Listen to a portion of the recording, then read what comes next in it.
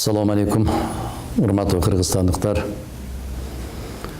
Мен бүгүн сиздерге кыргыз-тажик чек арасындагы түзүлгөн кырдаал боюнча пикиримди айтып коюуга мажбур болуп турам. Ол пикир эмес, керек болсо ошонун кайрылуу катарында тийиштүү кишилер кабыл туура болот. Тилекке каршы түн ичинде бир канча кишилер жаракат алып, бул дүйнө менен кош айтышкандар болуп калды. Бул өтө кайгылуу окуя. Биздин тарыхыбыздагы кайгылуу барактардын бири. Ушул иштерди болтурбай коюуга мүмкүнчүлүк бар беле деген суроо болот. Сөзсүз түрдө болот. Болтурбай коюуга мүмкүнчүлүк бар эле.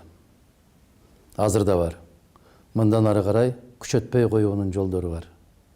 Ал жолдор кайсылар? Биринчи кезекте Кыргыз Республикасынын бийлиги колунан иш келген азаматтарды ошол жерлерге коюу керек.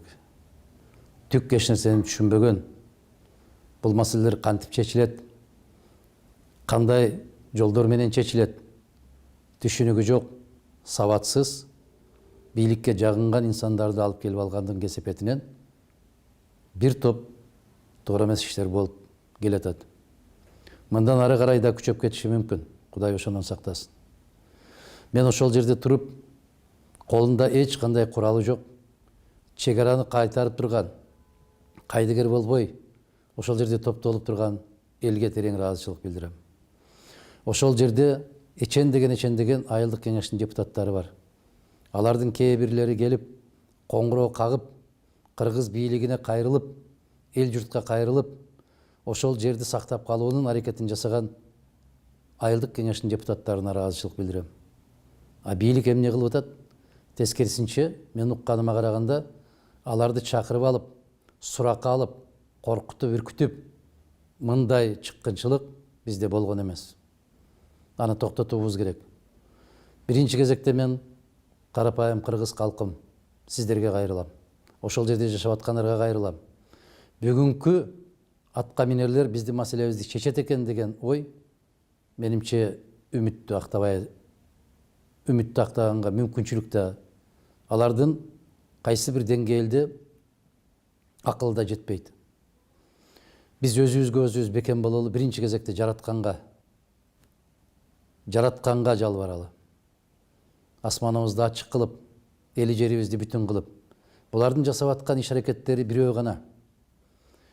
Ушул келечектеги кандайдыр бир саясий иштерге жараша кээ бир инсандарды каралоо, кээ бир жерлерде өздөрүн көкөлөтүү. Бул ачуу чындык.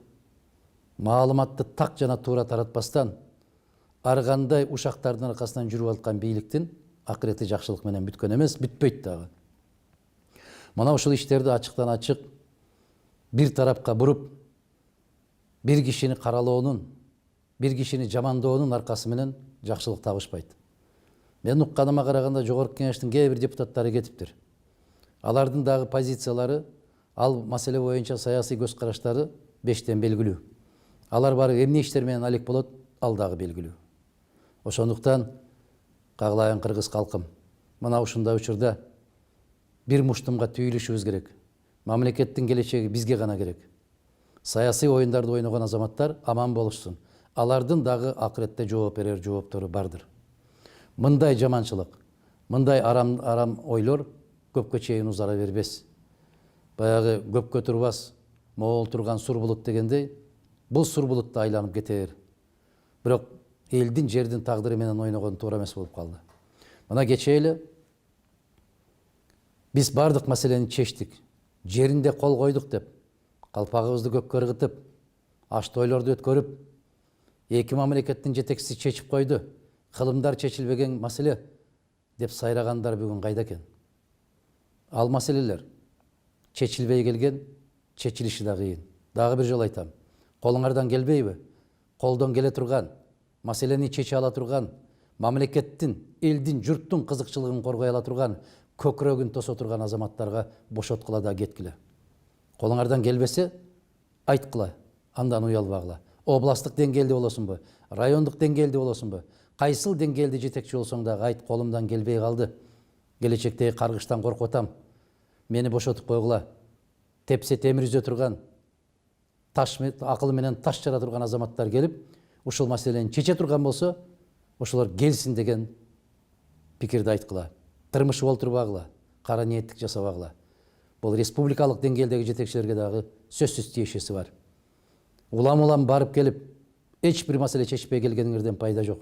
Тескерисинче, күндөн күнгө ырбап баратат. Мына ушул жагдайда мен бүтүндөй кайдыгер эмес азаматтарга кайрылуу жасайм. Кандайдыр бир акыл калчайлы, мүмкүн бир чыгаар жолу бардыр. Келиңиздер, акыл кошуңуздар, пикириңиздерди айтыңыздар. Ал эми бийликке дагы бир жолу кайрылам. Колдон келген азаматтардан коркуп, калтырап, титиреп олтура бербестен, өзүңүздөрдүн акылыңыздар жетпеген жерге ошондой азаматтарды чакыргыла. Элибиз бир, жерибиз бир. Аны жоготсок, бизге кайра эч ким аны кайтарып бербейт. Мен ушундай кырдаалда бири-бирибизге ырылдашып айтышканды токтотуп, касиеттүү кыргыз жерин сактап калууга чакырам. Ар бир нерсеге акыл иштетели. Элибиз аман, жерибиз бүтүн, асманыбыз ачык болсун.